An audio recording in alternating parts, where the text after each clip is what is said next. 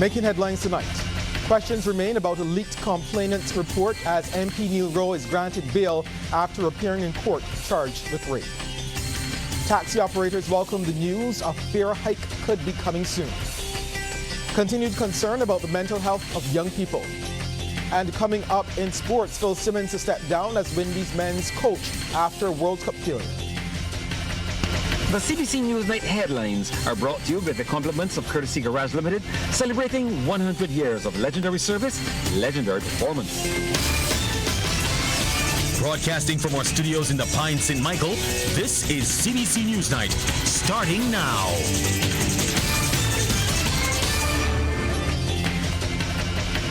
I'm Shane Jones, leading the news at 7. Questions remain tonight surrounding the leaked police report from a complainant who has accused Member of Parliament Neil Rowe of rape. Mr. Rowe appeared in court today to face the charge. The complainant's statement has been circulating on social media, prompting some people to raise concerns about the way the case has been handled. CBC reached out to the police service for a response and was told by Public Affairs and Communications Officer Acting Inspector Rodney Innes that lawmen would not be commenting at this stage. Mr. Rowe, who is the Deputy Speaker of the House of Assembly, was granted bail when he appeared in court. Sharika Griffith has the details. Shortly after 9:30, 43-year-old Rowe arrived in a police vehicle. He hid his face with a scarf as he was ushered into the courthouse by 3 police officers under the watchful eye of supporters and other onlookers. Mr. Rowe stood quietly in the dock as Magistrate Deirdre McKenna read the charge that on September 18th, he had sexual intercourse knowing that the complainant did not consent or was reckless as to whether she consented. He was not required to plead to the indictable offence. The MP is represented by King's Counsel Roger Ford and Attorney-at-Law Sophia Moore.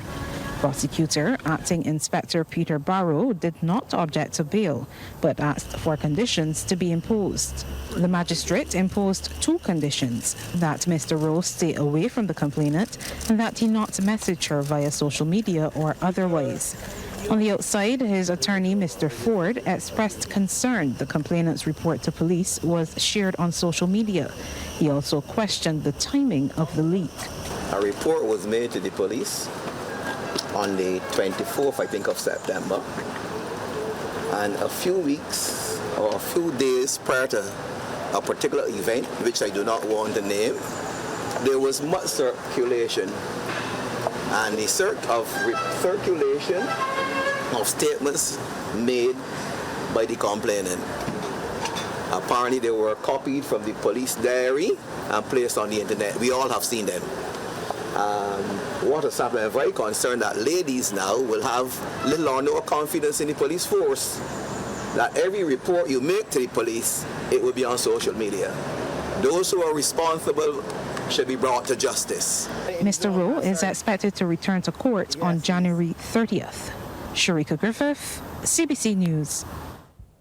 No less than a 65% increase in taxi fare is what's needed to ensure operators can make ends meet. That's a consensus among some players in the sector as government is currently favorably considering a rate increase. Crystal Hoyt has those details. It was last week that Deputy Prime Minister and Minister of Transport, Works and Water Resources, Santi Bradshaw, raised the prospect of a fare hike for taxi operators.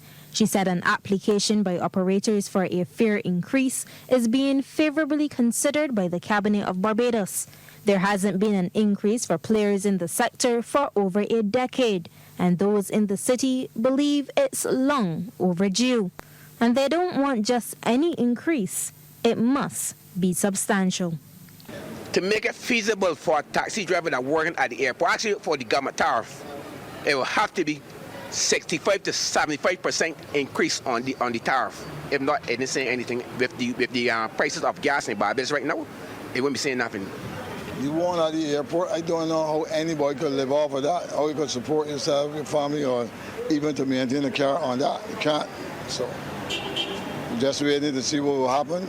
And while there is no debating the rates operators at the airport have to charge need to be increased, there is mixed reaction on asking locals to pay more. Do you think that the locals can handle an increase, can bear the cost of an increase of taxi fare? Everything gone up, so the taxpayers is scapegoats. Yeah. A taxi man is the scapegoat now. No, it come to me if you can afford it. No, it come to taxi man. It's affording it now. But for everything else, to put the money up here, good effects, no, anything, put money up here, comfortable. See the locals and this increase of fear, I tell you, it is problems. Because people can want to pay no more money. You can't charge the man, just charge the man $20, they come and charge you 30. You can get it, you know what I mean? More people can catch your bus, so your bus can get out better than we. People will start catching taxi. The bus service in our ballot before. Minister Bradshaw has said a standardized rate will be announced soon. Crystal Hoyt, CBC News. The National Union of Public Workers and the Sanitation Services Authority continue to discuss workers' issues, but the union is pushing to have the allowances granted. Speaking to CBC Today, Deputy General Secretary Wayne Warren said the chairman of SSA, Dr. Ramon Aline KC, has been working well with them. The chairman of the board is working with us to take every effort to support the staff, and he's willing wherever there are proposals that have substantial evidence which can be supported. He's willing to work with the union.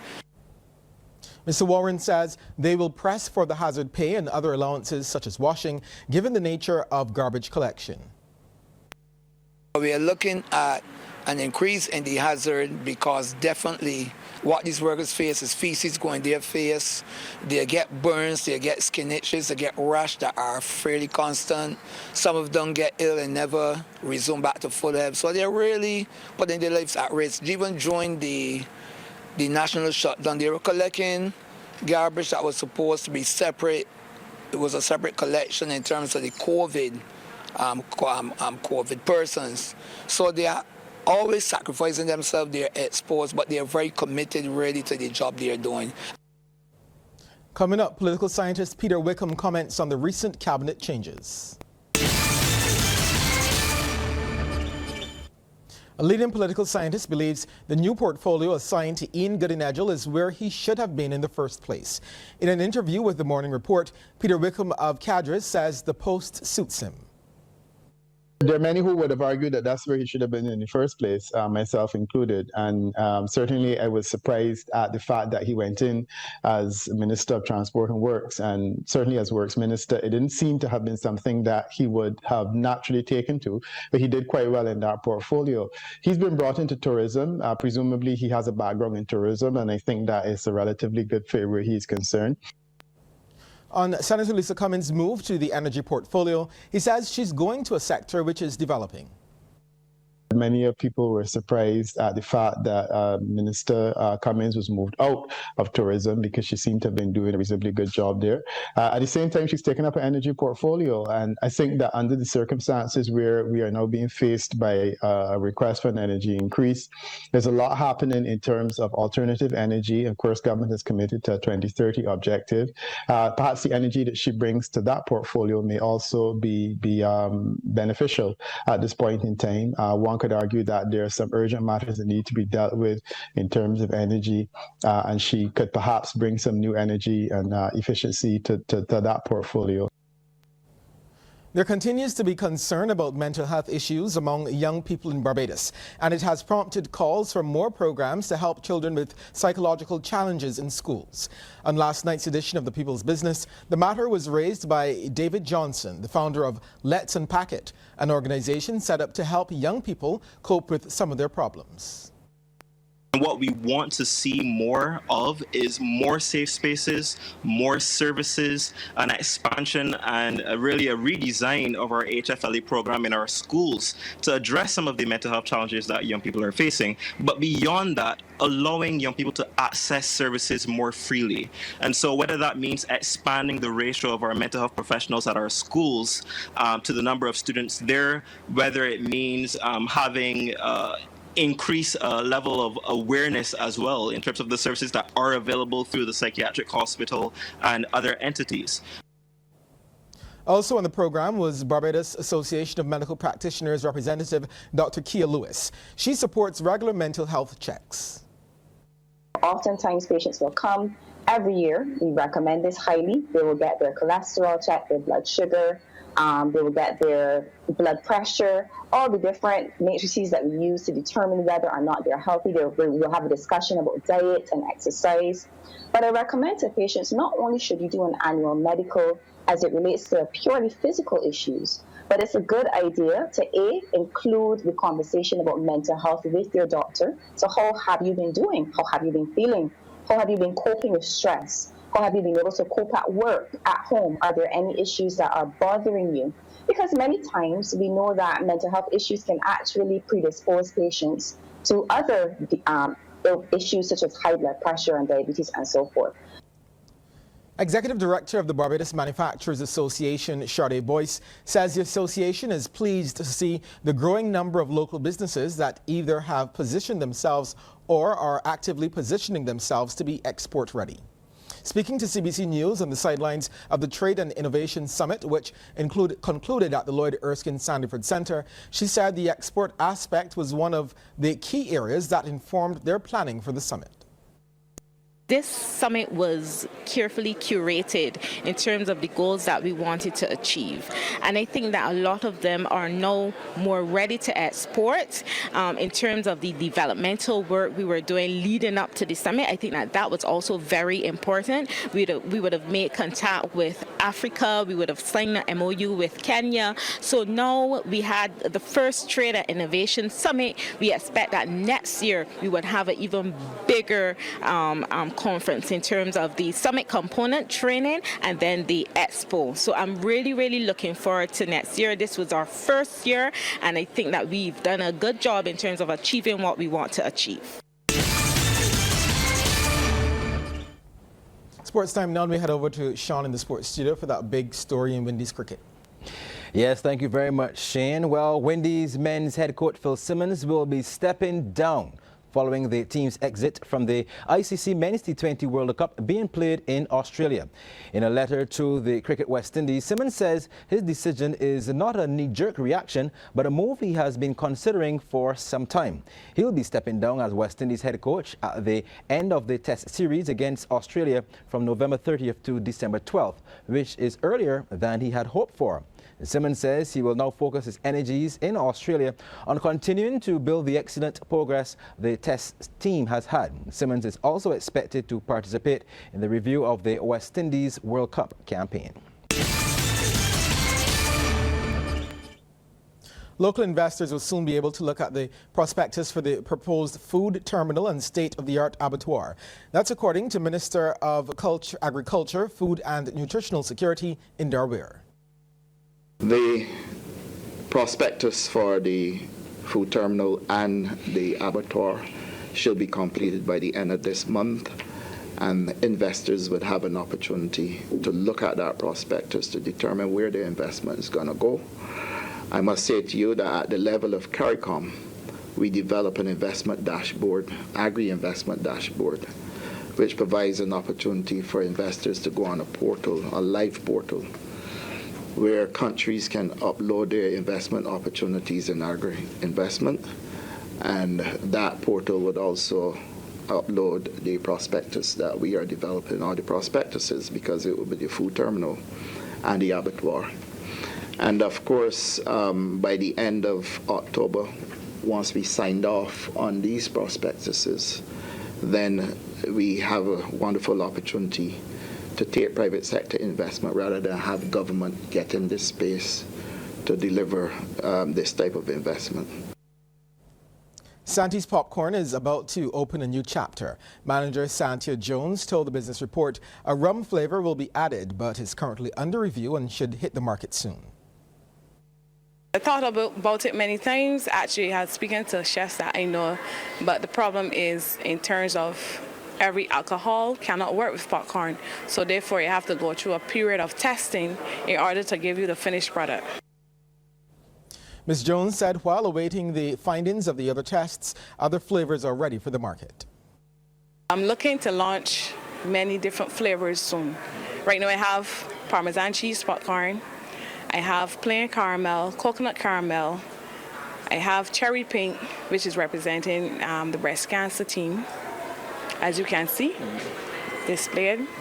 I have the blue, which represents Barbados, and the yellow.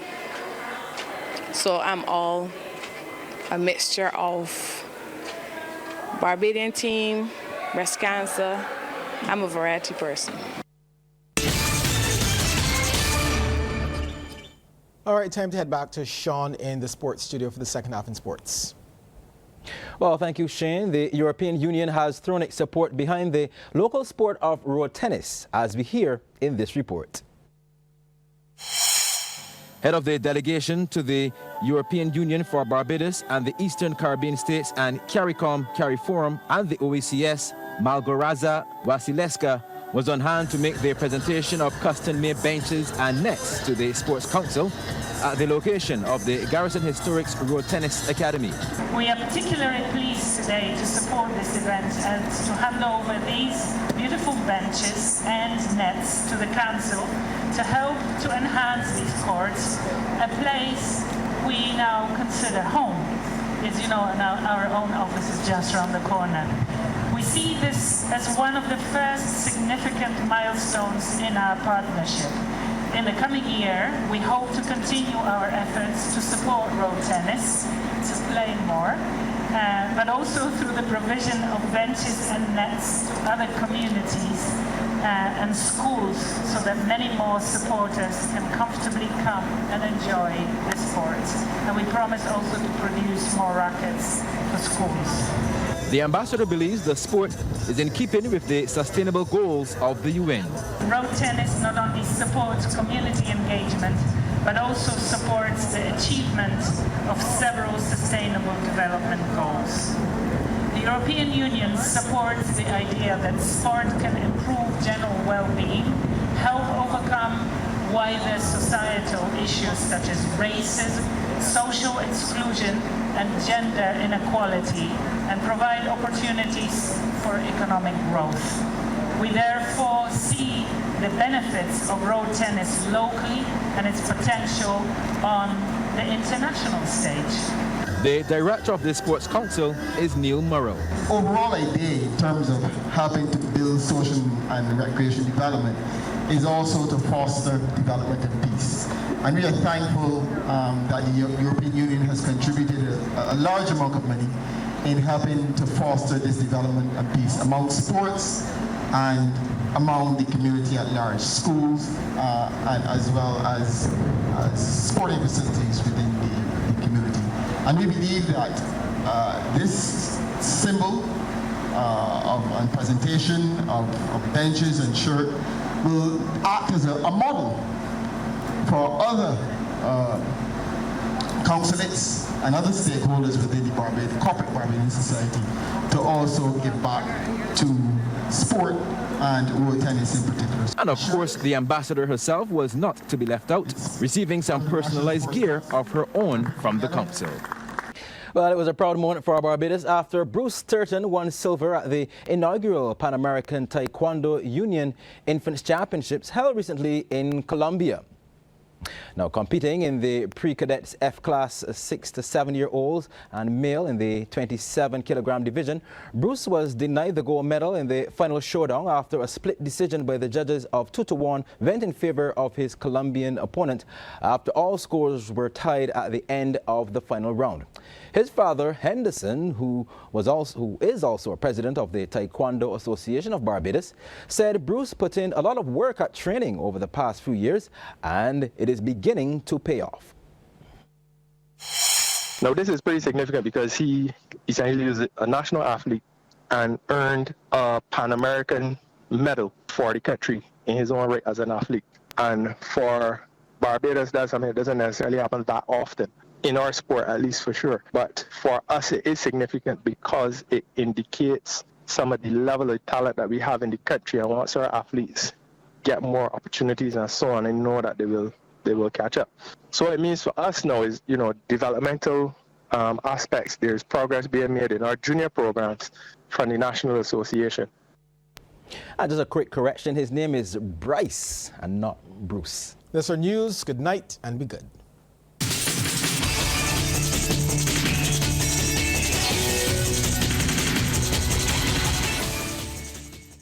Thanks for visiting us. To get more stories like this one, like and subscribe to our YouTube channel.